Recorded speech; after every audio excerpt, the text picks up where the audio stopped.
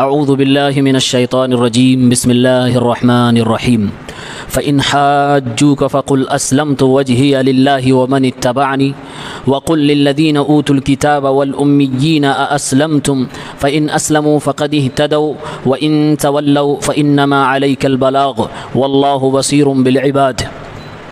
سورہ آل عمران کی آیت نمبر 20 ہے۔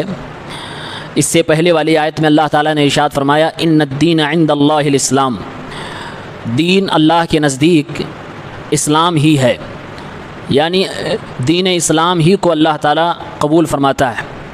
اس کے بعد فوراً فرمایا فَإِنْ حَاجُّوكَ، اے نبی صلی اللہ علیہ وسلم اگر آپ سے یہ لوگ حجت کریں، بحث کریں، فَقُلْ أَسْلَمْتُ وَجْهِيَ لِلَّهِ، تو آپ کہہ دیجئے میرے چہرے نے اللہ رب العالمین کے سامنے سر تسلیم خم کر دیا ہے، وَمَنِ اتَّبَعَنِي، اور میرے متبع پیروکار میری اتباع کرنے والوں نے بھی سر تسلیم خم کر دیا ہے، یعنی میں اور میرے ماننے والے سب لوگوں نے اپنے معاملات کو اللہ کے حوالے کر دیا ہے، اپنے آپ کو اللہ کے حوالے کر دیا ہے، زندگی جینے کا طریقہ اللہ رب العالمین سے سیکھتے ہیں اور اللہ کے مطابق اپنی زندگی گزارتے ہیں۔ وَقُلْ لِلَّذِينَ أُوتُوا الْكِتَابَ وَالْأُمِّيِّينَ، اور آپ کہہ دیجئے ان سے جن کو کتاب دی گئی اور ان پڑھوں سے بھی کہہ دیجئے، یعنی مشرکین مکہ سے کہہ دیجئے أَأَسْلَمْتُمْ، کیا تم لوگوں نے بھی خود کو اللہ کے سپرد کر دیا ہے؟ فَإِنْ أَسْلَمُوا فَقَدِ اهْتَدَوْا، اگر یہ لوگ اسلام لے آئیں تو یہ ہدایت یافتہ ہو جائیں گے۔ کس طرح اسلام لے آئیں؟ جس طرح آپ اور آپ کے متبع پیروکار صحابہ کرام ایمان لاتے ہیں۔ وَإِن تَوَلَّوْا، اور اگر یہ لوگ پیٹھ پھیر کر واپس جانے لگیں، فَإِنَّمَا عَلَيْكَ الْبَلَاغُ، تو صرف آپ کے اوپر پہنچانا ہی ہے۔ وَاللَّهُ بَصِيرٌ بِالْعِبَادِ، اللہ رب العالمین اپنے بندوں کو دیکھنے والا ہے۔ اس آیت میں اللہ رب العالمین نے ایک اہم نقطے کی طرف اشارہ فرمایا کہ اگر لوگ آپ سے حجت کریں، کس بات پہ حجت کریں؟ لوگ اللہ کے نبی کے زمانے سے لے کر آج تک دین کے بنیادی چیزوں پر حجت کرتے ہیں، یعنی کہ جو ایک دم واضح ہے، روز روشن کی طرح واضح ہے، ان چیزوں پر آپ سے بحث کریں گے، اور خاص طور سے اہل کتاب یا نان مسلمس یا ایکس مسلمس، اس طرح کے جو لوگ ہوتے ہیں اور اسلام کی بنیادی باتوں پر آپ سے بحث کرنا چاہتے ہیں، تو اللہ کے نبی صلی اللہ علیہ وسلم کو اللہ تعالیٰ نے سکھایا سامنے والا اگر سوال کر رہا ہے جانکاری کے لیے تو جواب دینا بنتا ہے، لیکن اگر سامنے والا جان بوجھ کر آپ سے سوال کر رہا ہے آپ کو پھنسانے کے لیے یا پھر وہ دشمنی نبھانے کے لیے، اعتراض کرنے کے لیے جان بوجھ کر وہ معاند بنا ہوا ہے، اعتراض کرنے والا بنا ہوا ہے، تو وہاں سکھایا جا رہا ہے فَقُلْ أَسْلَمْتُ وَجْهِيَ لِلَّهِ، آپ ان کو زیادہ توجہ نہ دیا کریں، آپ ان کے اعتراضات کو بہت زیادہ سیریس نہ لیا کریں، بلکہ وہاں بحث و مباحثہ چھوڑ دیجئے۔ فَقُلْ، بلکہ یہ فرمائیے اسلمت وجہی للہ ومن اتبعنی، بھائی میں تم سے بحث نہیں کرنا چاہتا، میں اور میرے ماننے والے جو ہیں جن پر تمہیں اعتراض ہے، ہم لوگوں نے تو اپنے آپ کو اللہ کے سامنے سرنڈر کر دیا ہے، ہم اپنے معاملات اللہ کے حوالے کرتے ہیں، ہم اپنے زندگی جینے کا طریقہ اللہ رب العالمین کی مرضی کے مطابق رکھتے ہیں، یہ ہمارا معاملہ ہے۔ اب اگر تمہیں سمجھ میں آئے تو تم بھی اسلام لے آؤ، اگر لاؤ گے تمہارا فائدہ ہوگا، نہیں لاؤ گے تو پھر میرا کچھ نہیں ہے، میری ذمہ داری ہے کہ آپ تک بات پہنچا دینا۔ یہ اللہ کے نبی صلی اللہ علیہ وسلم کو اللہ تعالیٰ نے سکھایا۔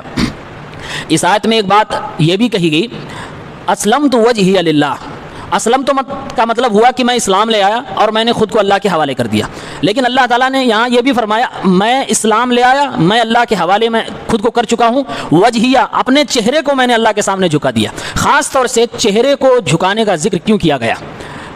اس کی وجہ مفسرین نے لکھا ہے کیونکہ چہرہ جسم کے تمام اعضاء میں سب سے اشرف، سب سے معزز اور سب سے اہم جز ہے، سب سے اہم پارٹ ہے۔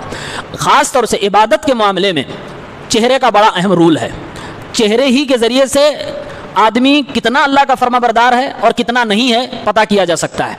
اسی لیے قرآن کی دوسری آیتوں میں بھی کہا گیا کہ لوگوں کے چہروں میں نشانی موجود ہے، صحابہ کرام کے حوالے سے کہا گیا کہ ان کے چہروں میں نشانی موجود ہے، پیشانی پہ نشانی موجود ہے، وہ ایمان کی وجہ سے چہرہ منور ہوتا ہے، نورانی ہوتا ہے۔ اللہ تعالیٰ نے اس لیے یہاں پر چہرے کا ذکر فرمایا۔ اللہ کے نبی صلی اللہ علیہ وسلم شاید اسی وجہ سے فرماتے ہیں کہ سب سے زیادہ بندہ اللہ کے قریب اس وقت ہوتا ہے جب وہ سجدے میں ہوتا ہے، کیونکہ وہ اپنا چہرہ اللہ کے سامنے جھکا چکا ہوتا ہے۔ تو اس لیے عبادت میں چہرے کا بڑا اہم رول ہے۔ اللہ تعالیٰ نے اس لیے چہرے کو یہاں پر خاص طور سے ذکر فرمایا کہ انسان اپنے آپ کو اور اپنے جسم کے سب سے عظیم اعضاء کو، اپنے چہرے کو، اپنے سر کو اللہ کے سامنے جھکا دے، اور یہی عبادت کی اصل ہے۔ جب آدمی سجدے میں ہوتا ہے تو سب سے زیادہ وہ بندگی کا ثبوت دے رہا ہوتا ہے، उस वक्त वो अल्लाह के सामने अपने आप को सबसे ज़्यादा छोटा समझ रहा होता है। अगर आप अल्लाह के सामने हो, किसी के सामने हो, थोड़ा झुके हो तो आप झुके हैं, उसमें इबादत है, लेकिन रुकू में जाएं तो और इबादत है, सजदे में चले जाएं, ये इंसान की इबादत की आखिरी हद है, उसके आगे इंसान नहीं कर सकता है। यानी कि सजदा इंसान को अल्लाह के सामने ये मौका देता है कि तुम जाहिर करो कि तुम अल्लाह के सामने कितने छोटे हो। अल्लाह रब्बुल आलमीन के सामने हम अपने छोटे होने का एतराफ़ करते हैं और इसी को इबादत कहा जाता है। आप अपने दिल को जितने जल्दी से और अपने बदन को जितने जल्दी से और जितने अच्छे तरीके से ये मनवा ले जाएं कि हम अल्लाह के सामने बहुत छोटे हैं और अल्लाह के सामने हमें झुक के रहना है, इसी का नाम इबादत है। और सजदे में ये चीज़ पता चल जाती है, इसलिए ख़ास तौर से अल्लाह ने यहाँ सजदे का जिक्र फरमाया। साथ में अल्लाह के नबी को कहा गया आप ये फरमाइए, और उसके बाद अल्लाह के नबी से कहलवाया जा रहा है कि ऐ नबी आप कह दीजिए कि मैंने अपने मामलात को अल्लाह के हवाले कर दिया, मैं इस्लाम लाया हूँ और मेरे मानने वाले भी अपने मामलात को अल्लाह के हवाले कर चुके हैं। वमन इत्तबानी, यहाँ पर अल्लाह के नबी की इत्तिबा करने वाले उस दौर में कौन थे? सहाबा कराम थे। गोया कि नबी की ज़बानी अल्लाह ताला ये गवाही दिलवा रहा है कि ऐ लोगों, अल्लाह के नबी फरमा रहे जो मेरी इत्तिबा करने वाले लोग हैं उन्होंने तो अपने सारे मामलात अल्लाह के हवाले कर रखे हैं, और ये सारे के सारे लोग ईमान वाले हैं, सच्चे ईमान वाले हैं, उसकी गवाही रसूलुल्लाह सल्लल्लाहु अलैहि वसल्लम दे रहे हैं। और दिलवाने वाला कौन है? अल्लाह रब्बुल आलमीन। इसलिए अल्लाह ने फरमाया आप कहिए, गोया कि अल्लाह हुक्म दे रहा है नबी अलैहिस्सलातु वस्सलाम अपने ईमान के बारे में बताइए और अपने मुत्तबे पैरोकार के ईमान के बारे में बताइए। तो सहाबा के ईमान की गवाही अगर रसूलुल्लाह सल्लल्लाहु अलैहि वसल्लम दें और अल्लाह रब्बुल आलमीन दिलवाए तो फिर उनके ईमान में किसी तरह का शक बाकी नहीं रह जाता। ये उस वक्त कहा गया था जब अहले किताब जिनके पास तौरात और इंजील थी और वो मक्का के मुशरिकीन जो कुरान के नुज़ूल के बाद हठधर्मी करते हुए इनकार कर रहे थे और कहते थे ऐ मोहम्मद तू क्या नया दीन पेश करता रहता है, बार बार वो बहस करने हुज्जत करने का मौका तलाश करते थे। तो अल्लाह रब्बुल आलमीन ने यह हुक्म इरशाद फरमाया कि आप अपनी बात कहकर वहाँ से हट जाइए, आपको बहस करने की ज़रूरत नहीं है। और फरमाया आप इनसे कहिए कि क्या तुम लोग भी मेरी तरह और मेरे मानने वालों की तरह अपने मामलात को अल्लाह के हवाले कर रहे हो, यानी क्या तुम लोग भी इस्लाम को मानते हो, कबूल करते हो? अल्लाह ने खुद आगे फरमाया अगर ये मान लें, कबूल कर लें तो फिर ये हिदायत याफ्ता है। गोया कि अल्लाह ताला ने यह फरमाया कि हिदायत सिर्फ और सिर्फ इस्लाम के अंदर है। अगर आज कुछ लोग ये कहते हैं कि जितने दुनिया में मजहब और धर्म पाए जाते हैं सब अच्छे हैं अपनी अपनी जगह पर, या थोड़ा सा भी चांस है कि फला धर्म के लोग अगर अच्छे हैं, किसी तरह का कोई गलत काम नहीं करते हैं तो वो भी जन्नत में जा सकते हैं, कुरान करीम की इस आयत से अल्लाह ताला ने उनके ऊपर रद्द किया है। बल्कि आगे वाली आयत में अल्लाह ने फरमाया इन्नद्दीन इंदल्लाहिल इस्लाम, अल्लाह ताला दीन इस्लाम ही को कबूल फरमाता है। और यहाँ फरमाया कि हिदायत सिर्फ और सिर्फ इस्लाम में है। इसका उल्टा ये हुआ कि इस्लाम के बाहर जो भी है सब गुमराही और जलालत है, चाहे कितने ही खूबसूरत अंदाज में आपके सामने पेश कर दिया जाए, चाहे अखलाक और चैरिटी के नाम पे दुनिया लुटा दी जाए, शक्ल और लोगों के साथ अच्छे व्यवहार के नाम पर कुछ भी कर लिया जाए, लेकिन इस्लाम के बगैर कोई भी चीज़ अल्लाह रब्बुल आलमीन के यहाँ काबिल कबूल नहीं है, वो चीज़ हक और हिदायत नहीं हो सकती है। आखिर में कहा गया व इन तवल्लौ फइन्नमा अलैकल बलाग, ऐ नबी सल्लल्लाहु अलैहि वसल्लम आपका काम है समझाना, आपका काम है पैगाम पहुँचाना। अगर मानते हैं तो ठीक, आपका काम ये नहीं है कि ज़बरदस्ती उनके ऊपर मुसल्लत हो जाना। लस्ता अलैहिम बिमुसैतिर, आप दरोगा नहीं हैं, आप समझा दीजिए, अपना पैगाम कट टू कट कह दीजिए और उसके बाद आप अपना रास्ता बदल लीजिए, दूसरे लोगों तक दीन का पैगाम पहुंचाइए। अल्लाह ताला अपने बंदों को देखने वाला है, यानी जो जिस लायक है, जिसके किस्मत में हिदायत लिखी अल्लाह उसको हिदायत दे देगा। अल्लाह रब्बुल आलमीन अपने बंदों के बारे में ज़्यादा बेहतरीन जानता है।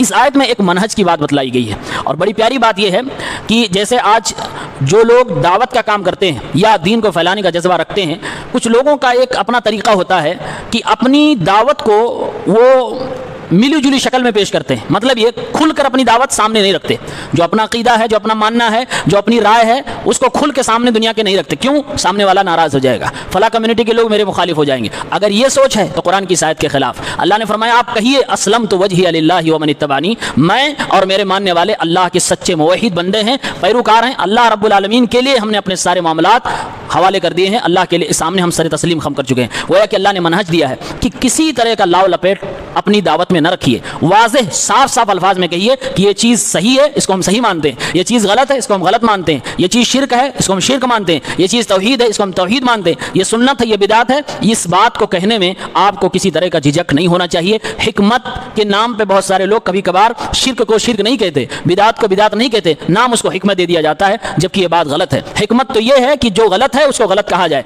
हाँ, कहने के अंदाज में आपका अपना अंदाज अलग हो सकता है, हिकमत वहाँ आप इस्तेमाल करिए, लेकिन बात को नहीं बदलना चाहिए। बहुत सारे लोग दावत के मैदान में चूं चूं का मुरब्बा बने हुए हैं, पता ही नहीं लगता वो किस चीज़ की तरफ दावत दे रहे हैं, बता क्या रहे हैं, कहना क्या चाहते हैं, उनका अपना मकसद क्या है। तो ये कुरान के मनहज के खिलाफ है। एक चीज़ और इसमें बताई गई, अल्लाह के नबी सल्लल्लाहु अलैहि वसल्लम से जो कहलवाया गया वमन इत्तबानी, कि जो मेरी इत्तिबा करने वाले लोग हैं वो भी अल्लाह रब्बुल आलमीन के सामने सर तस्लीम खम कर चुके हैं। ایک اللہ تعالیٰ نے پیغام دیا کہ میرا جو پیغمبر ہے وہ متبوع ہے، باقی سارے لوگ اس کے متبع ہیں۔ متبوع کا مطلب یہ ہوا کہ وہ ایسی شخصیت ہے جس کے پیچھے سب کو چلنا پڑے گا اور چلنا چاہیے۔ اور تابع اور متبع کا مطلب یہ ہے کہ ایسے حضرات، ایسی عوام، ایسے لوگ جن کا کام ہے کہ ان کے پیچھے چلیں۔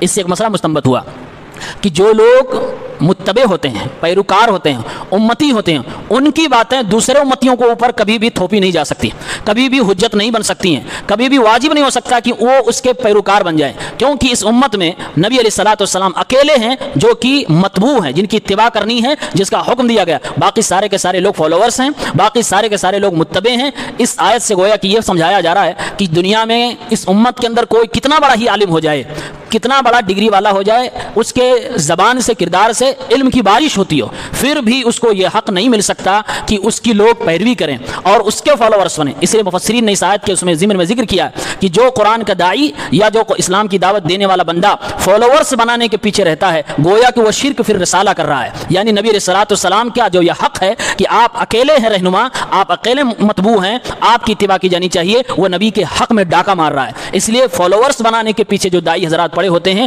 وہ قرآن کی اس منہج کے خلاف ہے۔ ہمیں اور آپ کو دعوت اللہ دینی ہے، لوگوں تک اللہ اس کے رسول کی دعوت پہنچانی ہے، اپنا فالوور لوگوں کو نہیں بنانا۔ فالوور ہمیشہ اگر بنائیں تو اللہ اس کے رسول کا بنائیں، اور اللہ اس کے رسول کی جو کتاب ہے، جو دلائل ہیں، اس کے فالوورز بنائیں، اور یہی صحیح پیغام ہے۔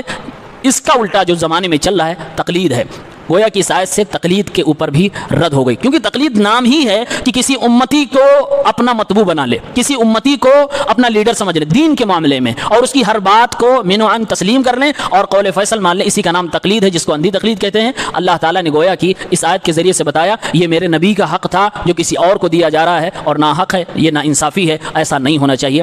بہرحال اس آیت کے اندر صحابہ کی جو فضیلت ہے وہی کہ نبی کی زبان سے صحابہ کے ایمان اور اسلام اور ان کے سچے ہونے کی گواہی اللہ تعالیٰ نے دلوائی ہے۔ اللہ تعالیٰ سے دعا ہے پروردگار ہم سب کو صحابہ کے منہج پر لائے، آمین رب العالمین۔ السلام علیکم۔